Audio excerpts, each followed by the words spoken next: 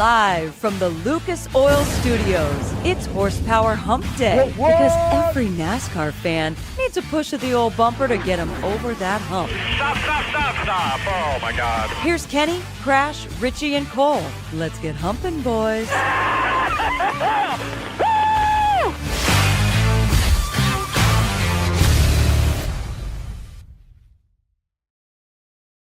This thing possible. And coming up in the show, Elton Sawyer, Joey Logano, Ross Chastain. There needs to be some beef. And I'm not talking about the big old thick, fatty kind that clogs up the arteries. There needs to be more beef in NASCAR. We're going to get to that. Steve Phelps, the new commissioner, but his job basically doesn't change. I might disagree a little bit with that, but we'll get to that story. And, of course, the Darlington preview, Freak Nation. Be sure to follow us on Twitter, Instagram, YouTube, and don't forget, every Monday, 12 p.m. Eastern and Pacific, we are live on Racer Network, formerly MAV TV. All right. Now we have all the happy stuff out of the way. If you go to that two-shot, you're going to see a big, fat orange foot from me. I had meniscus surgery yesterday. And if I had seriously, I could come over here. The hell's that noise? Is that Henley watching TV? That's your child watching binging something over there. Yeah, SpongeBob. SpongeBob. She's never once watched SpongeBob. That is egregious. Henley, start watching SpongeBob SquarePants right now. Yeah. Remember, she likes Bluey. Now she's watching that. SpongeBob is way better than Bluey. I'll tell you what, man. Oh, I tell you what. All right. Screw motorsports right now. We're just entered SpongeBob is a must for anybody who is a youngster out there. I learned more from SpongeBob than I ever did any other TV show when I was a kid. That includes Barney, Mr. Rogers' Neighborhood. Listen, these two dudes had sex to SpongeBob SquarePants. if not with SpongeBob SquarePants. Okay, that is. We look at them. That's how fired up they are, man. That is TMI. I mean, we did rub shoulders with Clancy Brown, Mr. Krabs. So Yeah. that's something. Oh, right. I forgot about that. That's something. That's how we roll. Man. Freak Nation, some changes have come since the Sunday race at Martinsville. Crasher's back in town. Probably caught up on about 50% of her sleep with some gnarly travel. Good to have you back here in the Freak Nation. Good to be back. Yeah, so it comes from me and extreme lack of sleep to you going through surgery, and as a result of the meds and another extreme lack of sleep. Right. We're doing awesome these days. Woo! Yeah, I've got an opioid in me. I've got an anti-inflammatory. I have an Adderall. I have an aspirin. I have a stool softener. What else do I have? It's okay, that was too much information. And listen, every one of you guys have backed out a pine cone wishing you had a freaking stool softener, right? Cole? I have no disputes on that one. Right? I never have, but I no disputes. You sat on the crapper before and wished that you would have had something up there to stir it up, right? Sure. Yeah. Well, you drink coffee. Oh, Coffee. Yeah. Yeah. Get Taco Bell or something. Sure. Yeah. Wow. Good topic. Good topic. So this might be a fun show if I do any more talking, given the products that I'm on at this point. You also sound a little, but I know you're not sick. You just sound different. Yeah. I am different right now. Got 2 holes and a bag of freaking residue underneath my kneecap right now. But Sammy Smith penalty. We talked about this Sunday night, and we were a little curious on how severe NASCAR would get. And frankly, they got pretty severe with Sammy, taking away 50 points from the race. But that's different than taking him out of the race, right, Cole? If you took him out of the race and he didn't register squat, that would be a much more deeper penalty than just the 50 points he was penalized, correct? You understand what I'm saying here? I do, but more or less, it's basically like him not getting points for a race because, I mean, at that point, it's the final lap of the race. You really can't black flag him and take him out. So I think NASCAR justified in what they did. I think it was the right call. Obviously, if it happened earlier in the race and he was withheld from competing further, it's a different story. But it's literally the final lap of the race. You can't really do much outside of docking him as much as a full race would be, basically 50 points. So, yeah, which I thought we came to that conclusion in our group text in that it's essentially taking him out of the race. Yeah, exactly. So I thought it was one of the But things. it's still not, though, because if you look with the playoffs, he's still registered in that race, right?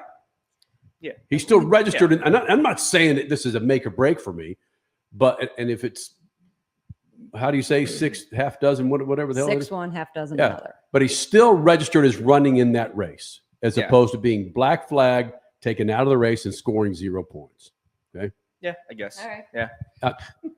I'm just explaining the difference of being removed from the race versus having 50 points taken away. Mm-hmm. All right. And I guess it could also like set the precedent. Like, do you want these actions being taking place on track? So it's like, do you just sit him out for a full race to set an example? Yeah. You know, I get what you're saying. Yeah. And hey, let's go to our YouTube comments here on Facebook. We got Dennis chiming in. He says just that. He says Smith should have been suspended. He was awful the whole race. He must have been drunk or stoned or both.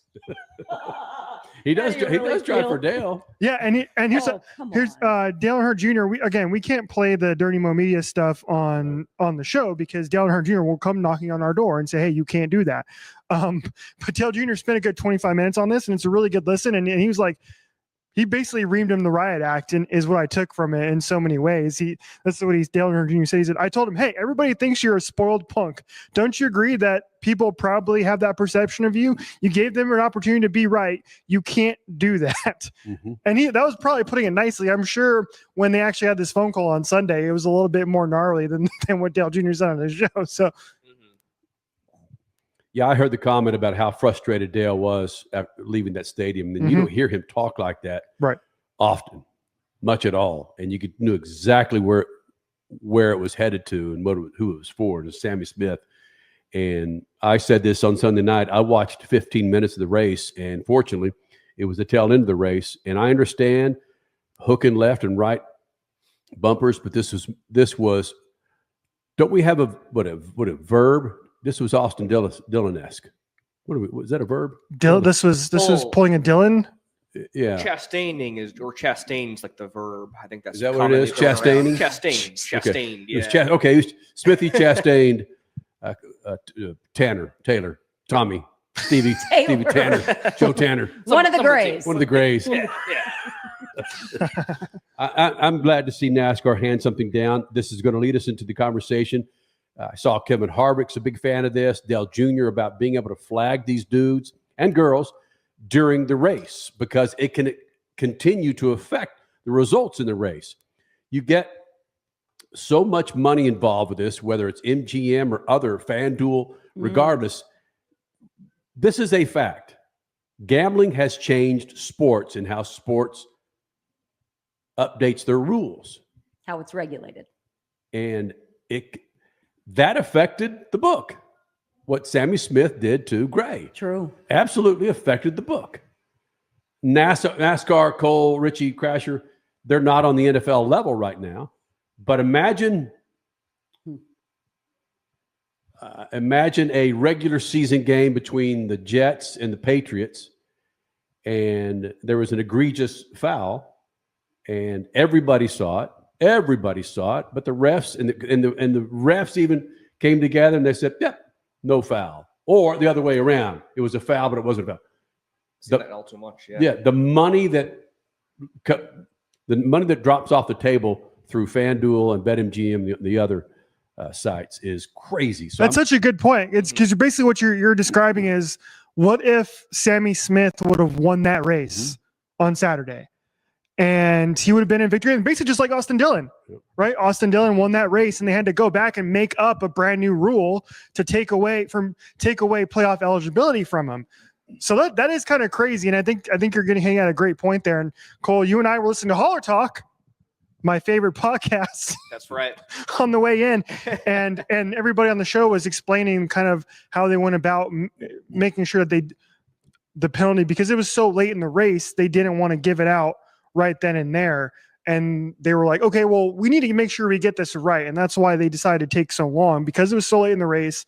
And because they want to take a look at the data, they want to take a look at team radio, have that conversation with the teams. That's why they decided to make this choice. But I think Kenny's 100% right, which is that in the future, especially for gambling, you can't mess around, man. Like that's a lot of money on the line. So like if Sammy Smith would have won this race, would they have like changed the penalty? Would they have still paid out his win bet, even though after the fact, then they had this penalty on top of it? So That is, I wonder how much that comes into play for the NASCAR officials. I can't actually answer that question.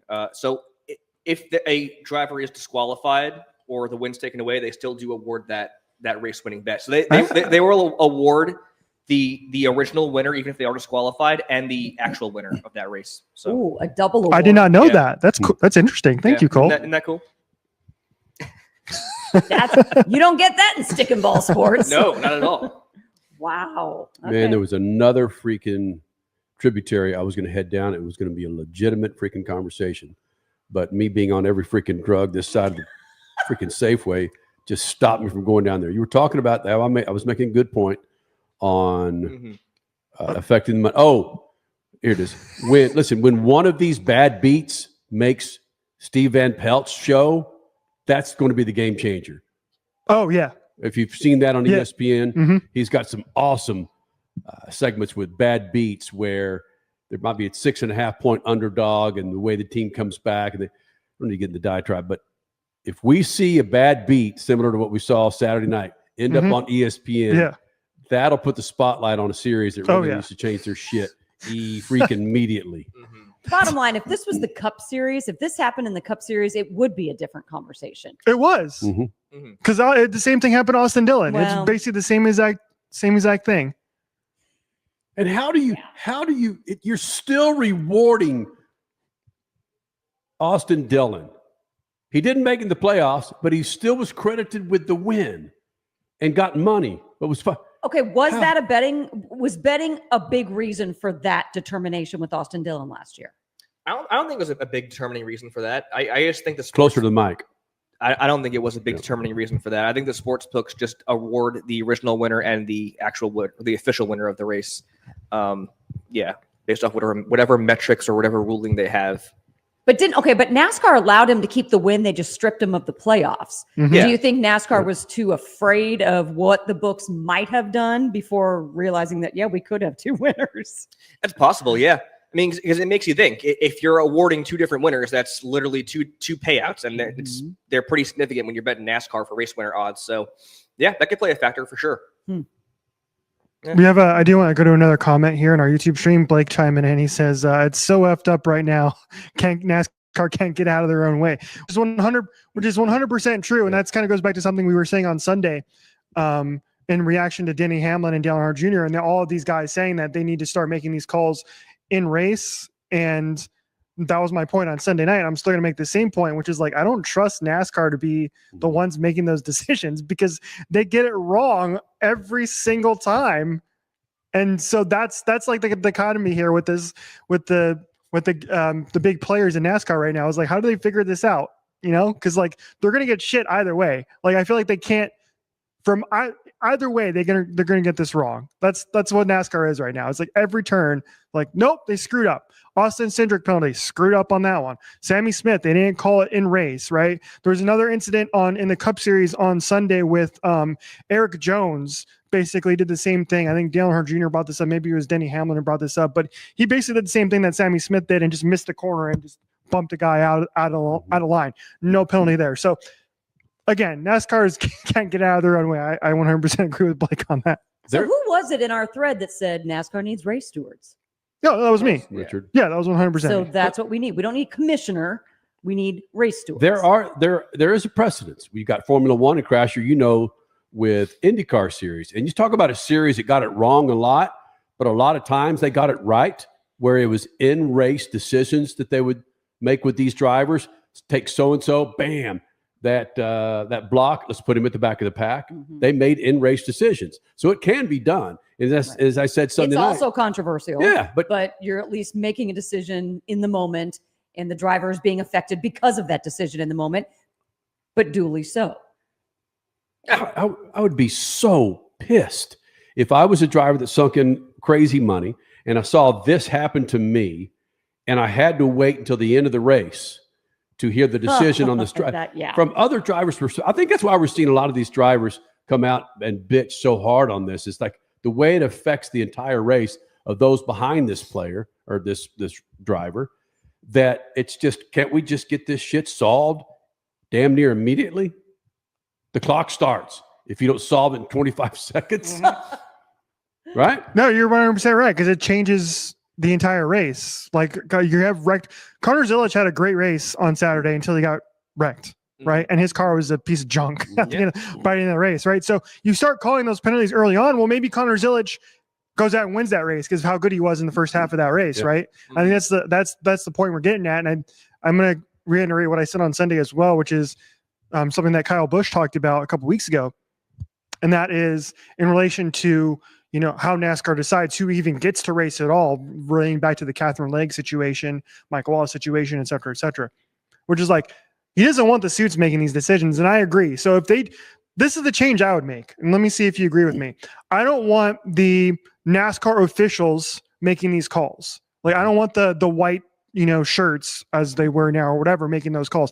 I want former drivers making these calls, which is what it is in Formula One. They bring in former drivers to make these drivers committee and have a drivers committee, right? And that's who's making these decisions. It's not the suit and ties making these calls during the race. And that's how you go about fixing things. Cause like I looked this up, Seth Eggert, he's great on Twitter at Seth Eggert91. He looked up the previous 15 times that someone was called for an in-race penalty. Now, there's been 15 of these since 2009. That's it. Come on. That's it. There's only been 15 in-race penalty calls, according to his research, since 2009. The most recent was Anthony Alfredo back in the championship race in Phoenix. So there's 3 instances last year, 1 in Xfinity, 2 in the truck. So maybe it's becoming more of a thing now, but like I don't know if they're afraid to do it, but that's kind of what it seems like to me is they're just afraid to make these calls and get them wrong because they don't want to get the shit from NASCAR fans. Like, oh, what do you mean? What do you mean that guy didn't make that guy was 100% right in what he did? They're going to get crap from the fan base regardless. You might as well do it in the moment because at least you're showing an effort to try to get it right so as to not interfere with the rest of the lineup.